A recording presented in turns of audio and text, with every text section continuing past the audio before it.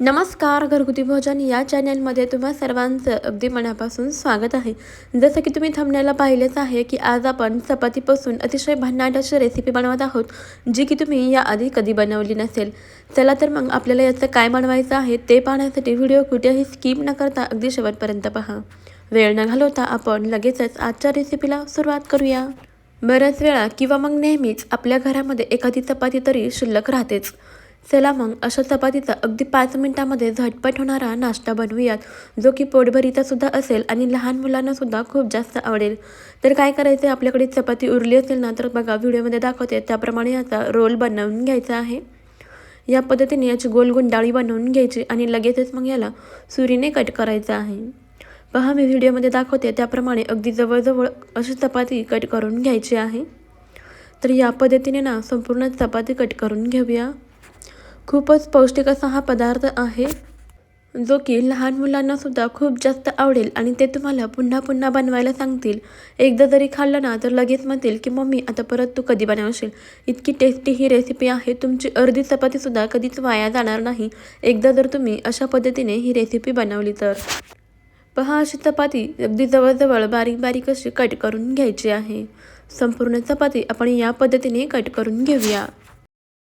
जास्त शिळी चपाती आपल्याला वापरायची नाही, म्हणजे उरलेली चपाती असते ना, सकाळची चपाती तुम्ही रात्री किंवा मग दुपारी खाऊ शकता, त्या पद्धतीने चपाती वापरायची. पहा इथे आपण संपूर्ण चपाती कट करून घेतलेली आहे आणि कट करून घेतल्यानंतर याला असं मोकळं मोकळं करून घ्यायचं आहे. लगेचच ही सर्व कट करून घेतलेली चपाती आपण एका डिशमध्ये काढून घेऊया. इथे तुम्हाला अंदाज आलाच असेल की आज आपण याचं काय बनवतोय. अतिशय बरोबर ओळखलेलं आहे तुम्ही. पहा संपूर्ण चपाती कट करून घेतलेली एका डिशमध्ये काढून घेतलेली आहे. चला तर इथे आपल्याला काही भाज्या कट करून घ्यायच्या आहेत. त्यासाठी इथे मी बघा कोथिंबीर, टोमॅटो, हिरवी मिरची, कांदा आणि कांद्याची पात घेतलेली आहे. जी कोवळी ताजी कांद्याची पात असते ती घेतलेली आहे. सर्व भाज्या आपल्याला छान बारीक अशा कट करून घ्यायच्या आहेत. या ठिकाणी तुम्ही तुमच्या आवडीप्रमाणे आणखीन भाज्या घेऊ शकता, जसे की कोबी असेल, शिमला मिरची असेल घेऊ शकता. सर्व भाज्या आपल्याला छान अगदी बारीक बारीक अशा कट करून घ्यायच्या आहेत. कांद्याची पातसुद्धा घेतलेली आहे, तिला पण आपण छान बारीकसर असं कट करून घेऊया. तर मंडळी तुम्हाला एक निवेदन आहे की तुम्ही आपला हा व्हिडिओ कोणत्या शहरातून किंवा मग कोणत्या गावातून पाहत आहात ते मला कमेंटमध्ये नक्कीच कळवा. सोबतच तुम्ही जर आपल्या घरगुती भोजन चॅनलवर प्रथमच आला असेल तर चॅनलला नक्की सबस्क्राईब करा आणि त्यापुढील बेल आयकॉनसुद्धा प्रेस करा, म्हणजेच आपल्या येणाऱ्या नवनवीन भन्नाट आणि युनिक अशा रेसिपीचे अपडेट सर्वप्रथम तुम्हाला मिळतील. पाहता आपण इथे कांदासुद्धा उभ्या आकारामध्ये कट करून घेऊया. एक मध्यम आकाराचा कांदा असेल तर चालेल, असा उभ्या आकारामध्ये कट करून घ्यायचा आहे. पहा इथे आपण सर्व भाज्या छान बारीकसर अशा कट करून घेतलेल्या आहेत. आता यानंतर आपल्याला लगेचच गॅसवरती कढई गरम करायला ठेवायची आहे. कढई व्यवस्थित अशी गरम झाली की त्यामध्ये आपल्याला तेल घालायचे. तेल व्यवस्थित असं तापलं की त्यामध्ये घालूयात मोहरी म्हणजेच राई.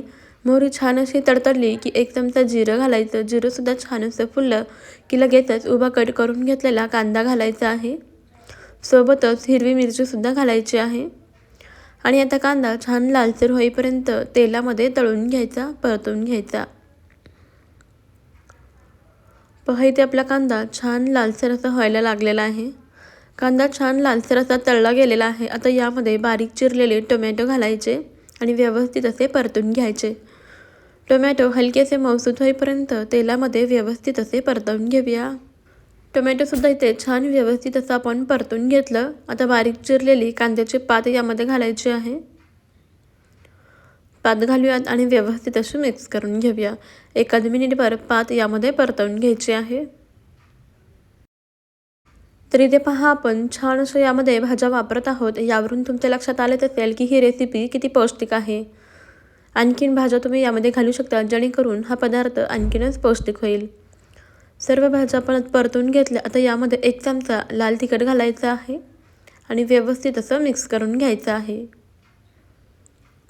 यानंतर आपल्याला यामध्ये घालायचं आहे 2 चमचे शेजवानी सॉस घालायचा आहे किंवा शेजवान चटणी मिळते ती घालायची आहे आणि व्यवस्थित मिक्स करून घ्यायची. यासोबतच तुम्ही यामध्ये टोमॅटो सॉस असेल तर ते घालू शकता किंवा मग सोया सॉस किंवा चिली सॉस तुमच्या आवडीप्रमाणे कोणतेही सॉस यामध्ये वापरू शकता. सॉस घालून व्यवस्थित मिक्स करून घेतलं. आता आपण जी बारीक कट केलेली चपाती होती ती यामध्ये घालायची आहे आणि छान व्यवस्थित मिक्स करून घ्यायचं आहे. तर इथे आपण चपातीचे नूडल्स बनवत आहोत, जे की खूप जास्त पौष्टिक आहे, हेल्दी आहे. महत्त्वाचं म्हणजे रेसिपी अगदी झटपट तयार होते आणि लहान मुलांनासुद्धा खूप जास्त आवडते. मध्यम गॅस ठेवायचा आहे आणि चपाती यामध्ये अगदी व्यवस्थित अशी मिक्स करून घ्यायची आहे. बघा, कोणतीही पूर्वतयारी न करता अगदी आपल्या उरलेल्या चपातीपासून आपण झटपट हा हेल्दी आणि पौष्टिक असा नाश्ता बनवू शकतो, जे की लहान मुले खूपच जास्त आवडीने खातात. त्यांना बाहेरची विकतची पॅकेटमधली मॅगी देण्यापेक्षा तुम्ही घरच्या चपातीपासून अशी रेसिपी बनवून द्या. बघा ते किती आवडीने खातील आणि तुम्हाला परत कधी बनवशील मम्मी असं म्हटल्याशिवाय राहणारच नाही. आता यामध्ये आपल्याला चवीप्रमाणे मीठ घालायचं आहे आणि व्यवस्थित असं मिक्स करून घ्यायचं आहे. अगदी झटपट असे हे चपातीचे नूडल्स तयार होतात. बघू शकता, छान असं आपण याला परतवून घेतलेलं आहे. आता सर्वात शेवटी यामध्ये बारीक चिरलेली कोथिंबीर घालूयात आणि व्यवस्थित असं मिक्स करून घेऊया. मस्त असं इथे आपले चपातीचे पौष्टिक असे नूडल्स तयार झालेले आहेत.